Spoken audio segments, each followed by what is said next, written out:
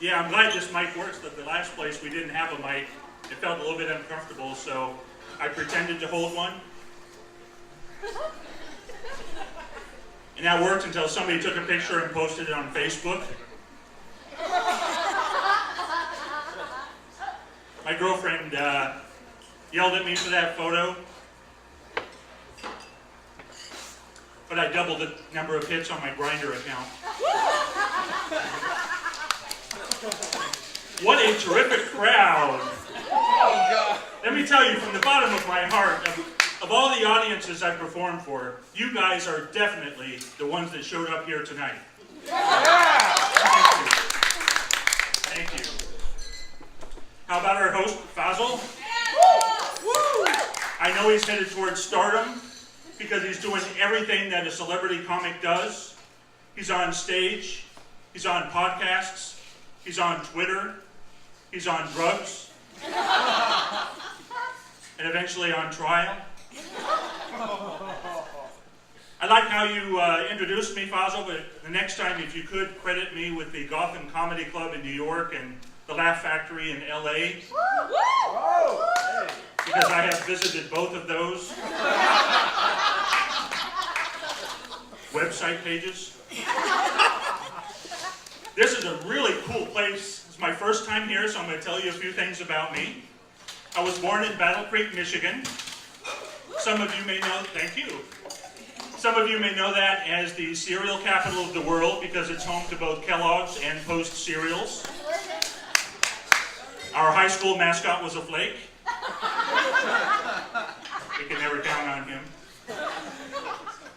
In high school, I was on the football team and on the chess team. The hardest thing about being both a jock and a nerd at the same time was having to give myself wedgies. I had my personal identity stolen. I haven't reported it yet, though. My credit was so bad, the thief is actually improving it.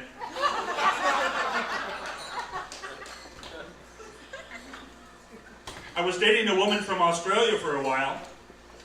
It's pretty much the same as dating a woman from the northern hemisphere, except I go down on her counterclockwise.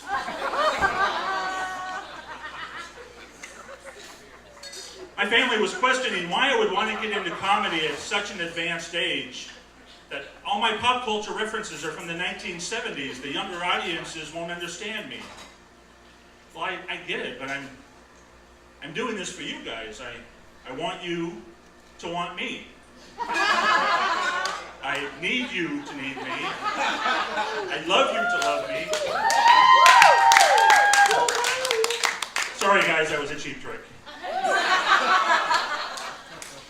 I'm going to stop here just for a second because this has been bothering me the whole time I've been here. Our bartender, Anita, is here. And I was trying to figure out who you remind me of, and I finally got it. You know that show on TV, America's Top Model? You remind me of the type of person that would watch that show. It's okay, I okayed it with her before I came up here. So be sure to take care of her. And also she told me to tell you about a drink special for the next 10 minutes only. All drinks will be served in a clean glass. This morning I went to the bank. I told them I wanted to pay a bill from my account using an electronic funds transfer. They said, "I'm sorry, Mr. Nay, you can't do an EFT because your account has nothing LEFT."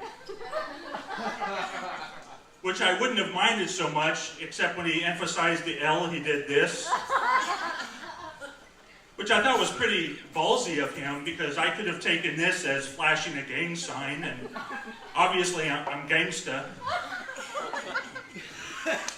So then I'd have to throw down on him to protect my street cred. And by street, I mean Wall Street. Right out of school, I had a pretty good job as a software developer. Then I stepped down to a menial desk job. Now I'm trying to be a comic. Seems like I'm on the Benjamin Button career path. If you guys don't laugh at me tonight, I'll be out front on Broward Boulevard holding a Stache sign. And then at the very end, I will hit rock bottom and become a student anesthesiologist named Eric.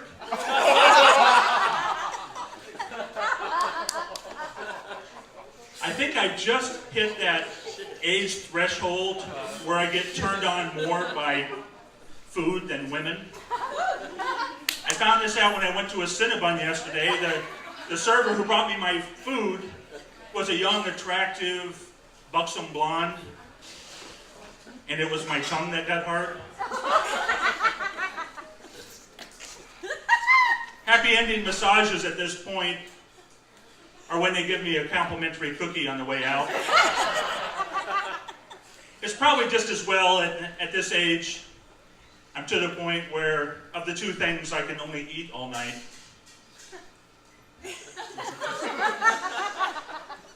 food.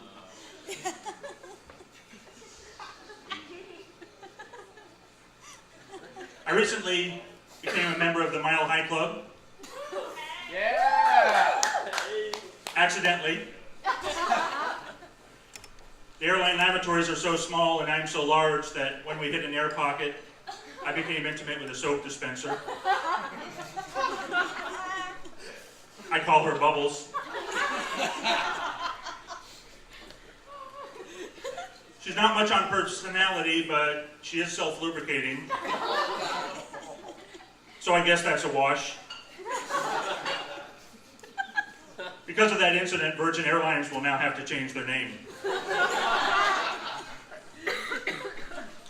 I have a severe aversion to conflict, so I try to postpone it whenever I can.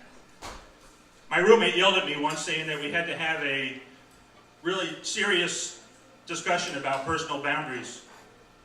Hoping to delay it, I asked him if he wanted to wait for that discussion until after he had finished masturbating. And it worked. I was able to delay it by 3 more seconds. Thank you very much.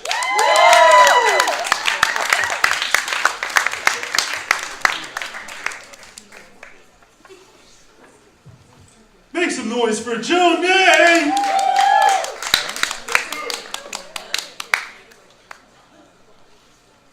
Sorry, did you get her number yet?